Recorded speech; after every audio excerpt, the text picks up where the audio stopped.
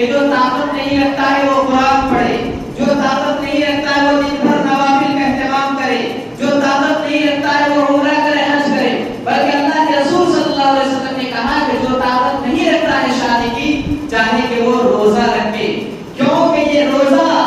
سب سے زیادہ شہوات سے، برائی سے، گناہوں سے انسان کو روکنے والی چیز ہے، یہ اللہ کے رسول صلی اللہ علیہ وسلم کہہ رہے ہیں۔